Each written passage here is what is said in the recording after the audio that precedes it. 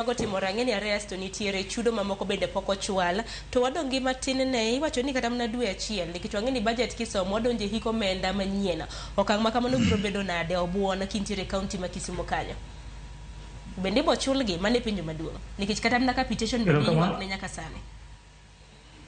Erokamano Sharon, adamonda awach wach mowuoyeni motegno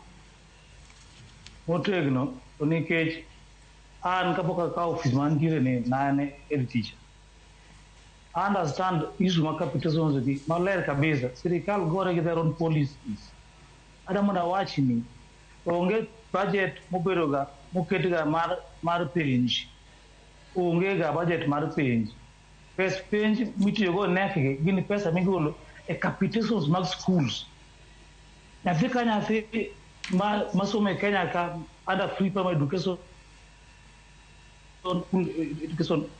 ma sirkal golo ni ng'ado pesa matin kuom nyathi ka nyathi okuchuna nyathi madhi timo penj kende nyathi ka nyathi mane sikul sirkal ne ng'ado pesa ne emitero ne NEC to run the exams in this country. Tiene niya koro the sirkal withdraw part of budget mar NEC tiene gidu capital my state of chien rubak do sirkal should not fight their own policies. Kage timo mano to gidok pesa no ne schools. Kage timo mano gidok pesa no ne schools nikech kata funding ni skundege bende koromo nase wacho chien kacha. This school do last time you know 19% of the 50% you know last time. But 1% last time poko mingi. Tiene time nego mingi 31% my last time plus 30% my this time mondo giro 61% mondo 50 no school ringi.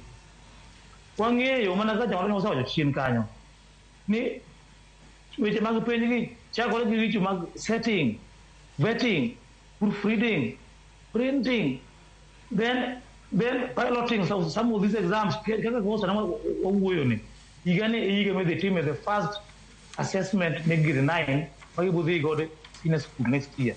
There should be piloting of these exams. One exams assessment the team how are they going to prepare our students readiness for next year. Magi gibodo pesa giduto. Kumeno kikwachi ni dhok machielo ni budget mar NEC will reduce. Some budget mar NEC will reduce. One don't reduce capitation for every child. Banyo si mane Kenya ka onebene yudo. Kage timo mano to gika pesa go te giduoke schools ne nyithindo ma jong'ad pesa gi ka. Mano one. Two, payment mag managers mag exams, the vigilators, the supervisors, the markers, and any other person who is involved in the running and the execution of my exams, in time. This is the pesa ongega.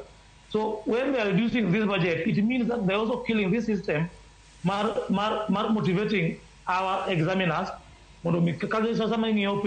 Human card. Megi mawasa no chien kacha. Nikelo weche moko mag yom e tayo weche mag penj. Weche moko wacho ni ko penj ko ne kwale. Gima kelo kuma penj, some of them are the way sirkal an logo joma manage exams. So as a union want to condemn wach mangato nyalo wacho ni kelo ngado budget mar exams nikech because of a reason ni penj go oko mar Kenya. That's not a reason.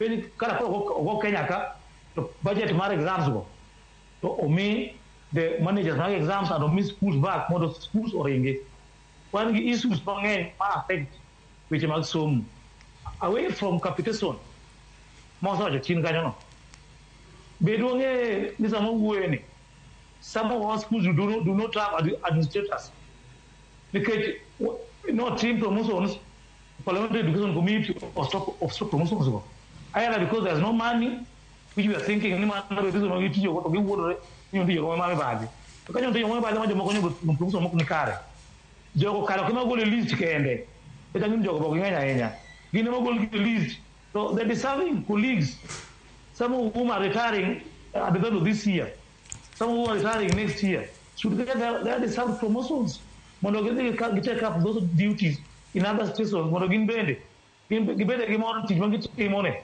telo giduto sirkal cross yie Nikuro appreciate by giving them promotions. So there are issues, Sharon. Monego, this country should come out boldly and strongly enough to condemn and force the government to implement for our children to be prepared to be better citizens of this country going forward. The issue is almost a budget. Man should not be a reason to reduce the budget my education. No, not at all. Because when our children are well prepared educationally, then the future of this country is secured because of the citizens. Capitation should be given first priority because this capitation will make our schools run smoothly, our programs run smoothly. Alongside that, let our teachers who have been promoted be given their letters and taken to schools. Let the colleagues who have been employed on internship, must due for confirmation, be confirmed. This chaos, education sector in our schools, be stopped and sanity be brought back to our schools. This is our appeal as a union. One of the school or Onge, these declassifying some areas new more hardship. Taniko constitute Sumuka, Kata Pinka Mangema. The name Moroni Bateka. Kasikulo in Karama. The one this almost Karasani are closed because of floods. Are closed because they are not accessible. And the ones who are not even enjoying their job, they're not even enjoying learning. So, what are you saying in a nutshell? Let the government put their priorities right. Let the government put their priorities right. Mondomi, actually, areas will actually come again. Some declassify again. Let them come to the ground. Manaka out of Sawajo Chirgaja. This is the ground. What do you got for? No matter Mulu what why? Produce the ground. What is the ground? What will you call the Monogi Pusomo with your car? Erokamana, Japunja Lima, Kenny, Indian Kotende Code Pok Mar budget, Miga Muchu, which Mag Somo, Popogragi